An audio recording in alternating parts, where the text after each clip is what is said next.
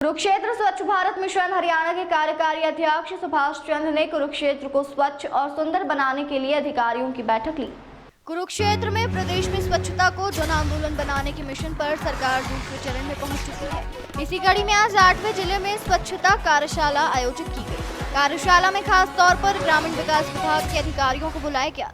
कार्यशाला में साफ संदेश दिया गया कि अब सिर्फ बातें नहीं, जमीन पर काम दिखेगा। जो भी अधिकारी या कर्मचारी लापरवाही बरतेंगे उन पर सख्त कार्रवाई होगी। इसी बैठक में जिन ग्राम सचिवों ने हाजिरी नहीं दी उनके खिलाफ कारण बताओ नोटिस जारी किया जाएगा। कार्यशाला में अधिकारियों को बताया गया कि गाँव में स्वच्छता कमेटियां बनाई जाएंगी, जिनमें भूतपूर्व सैनिक, डॉक्टर, शिक्षक, वकील जैसे प्रतिष्ठित लोग होंगे। ये कमेटियां महीने में 2 बार स्वच्छता अभियान चलाएंगी और स्कूल कॉलेजों में जागरूकता फैलाएंगी।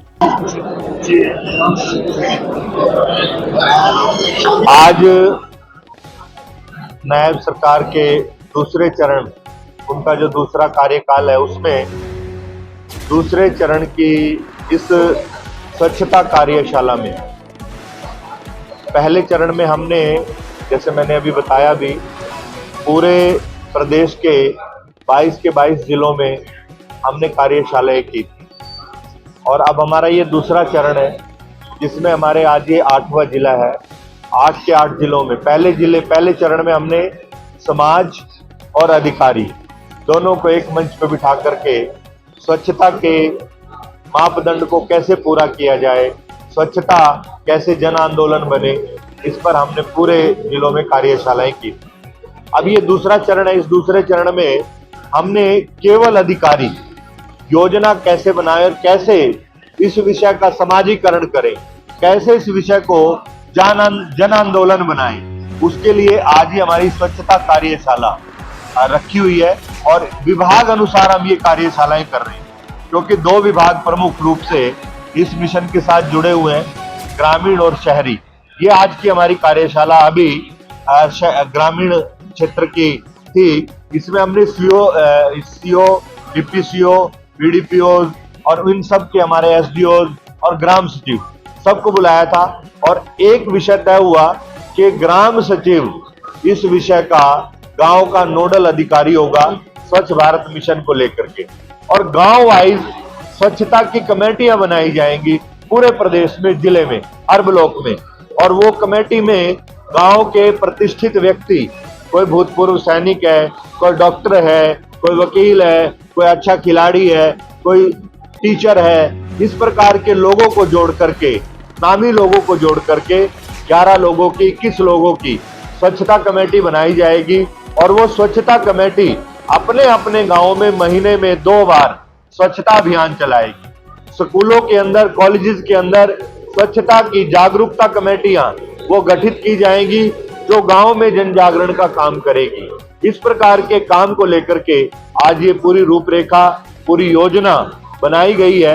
अब माननीय मुख्यमंत्री जी ने पूरे प्रदेश में इस समय स्वच्छता पखवाड़ा ये घोषित किया हुआ है और ये 1 जून से 21 जून तक चलेगा। तो इस स्वच्छता पखवाड़े के तहत हमने ये तय किया है कि हमारा कोई ब्लॉक ऐसा ना हो जहां पर स्वच्छता को लेकर के एक बड़ी मुहिम ना चले, इसलिए हम पूरे जिला अनुसार ये कार्यक्रम कर रहे हैं। अगर कोई अधिकारी इन चीजों का पालन नहीं करता तो उनके खिलाफ क्या कार्रवाई?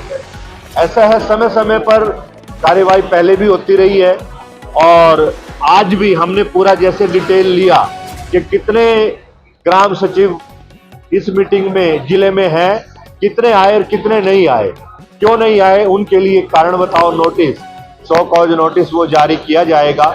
उनसे पूछा जाएगा क्यों नहीं आए। और रही बात लापरवाही की, मुख्यमंत्री जी का भी और जो हमारे कैबिनेट मंत्री हैं पंचायत विभाग के श्री कृष्ण पवार जी, उनका भी स्पष्ट निर्देश है कि स्वच्छता में कोताही बिल्कुल बर्दाश्त नहीं की जाए। आपने फीडबैक के लिए कैसा लगा?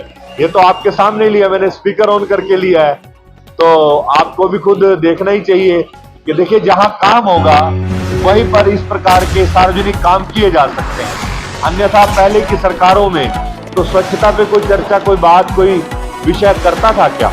आज हमने स्पीकर ऑन करके सरपंच से पूछा, जो अधिकारियों ने कहा कि आपके गांव में ऐसा हो रहा है, और उन्होंने कहा हाँ हो रहा है और हमारा गांव पूरी तरह से संतुष्ट है, तो सबने तालियां भी बजाई।